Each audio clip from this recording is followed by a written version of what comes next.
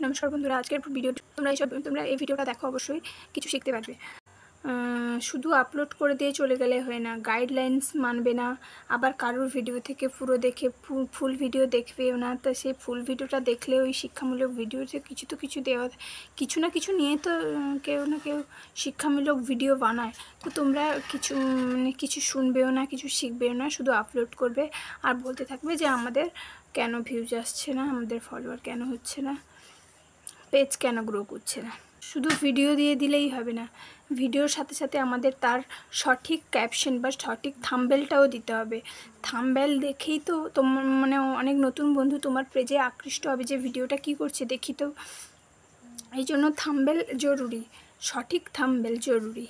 আর তোমাদের যখন যেটা ফেসবুক সেট আপ করতে দেবে তোমরা তখনই সেটা সেট আপ করে নেবে, রেখে দেবে না। যদি সেই সেট আপটা আবার চলেও যেতে পারে, এই জন্য যখন যেটা সেট আপ দেবে তখন সেই সেট আপটা করে নিও। আর সবসময় চেষ্টা করবে কিছু টিচ ভিডিও দেখার।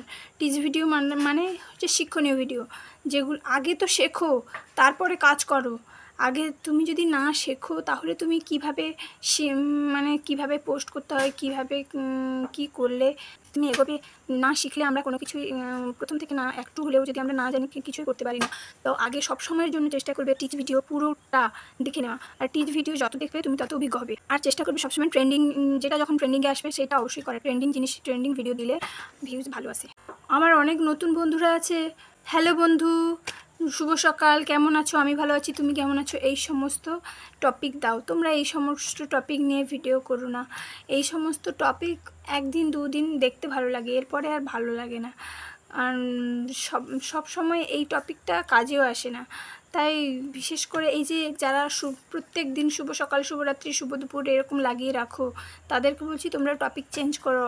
এমন কিছু টপিক দাও যে টপিক নতুন বন্ধুরা দেখলে তোমার পেজে এসে দাঁড়িয়ে দেখবে একটুক্ষণ। আমার সেই সমস্ত বন্ধুদেরকে বলছি যারা প্রোফাইল নেম চেঞ্জ করো, তাদেরকে বলছি তোমরা কোনো সময় চেষ্টা করবে না যে প্রোফাইল নেমটা বারবার চেঞ্জ করবে না। চেষ্টা করবে ওই একই প্রোফাইল ফটো এবং একই নেম রাখার।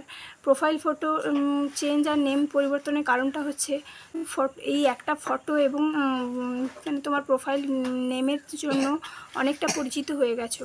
তো হঠাৎ যখন তুমি এটা চেঞ্জ করে দেবে তখন সবাই একটু সমস্যা হবে যে এটা আবার কে, কোনো ডুপ্লিকেট অ্যাকাউন্ট কিনা। তাই চেষ্টা করবে প্রোফাইল ফটো আর নেমটা চেঞ্জ না করার। যদি চেঞ্জ করা থাকে খুব তাড়াতাড়ি করে, যদি অন্য একজন অ্যাকাউন্ট চালাচ্ছ এবং অন্য একজনের ছবি দিয়েছো, অন্য একটা নামে করছো, এরকম যদি করো আগে থেকে ঠিক করে নাও। এগুলো একদমই করবে না যে আমি অ্যাকাউন্ট চালাবো কিন্তু অন্য কারোর ছবি দেবো, অন্য কারোর নাম দেবো, অন্য কারোর অ্যাকাউন্ট সেট আপ করবে, একদম এসব করবে না। যদি এরকম ভুল কেউ করে থাকো তাহলে সেটা তাড়াতাড়ি ঠিক করে না। আর বারবার এই ফটো চেঞ্জ, নেম চেঞ্জ একদমই করবে না। আজকের ভিডিওটা এতক্ষণ দেখার জন্য ধন্যবাদ আমার সমস্ত বন্ধুকে।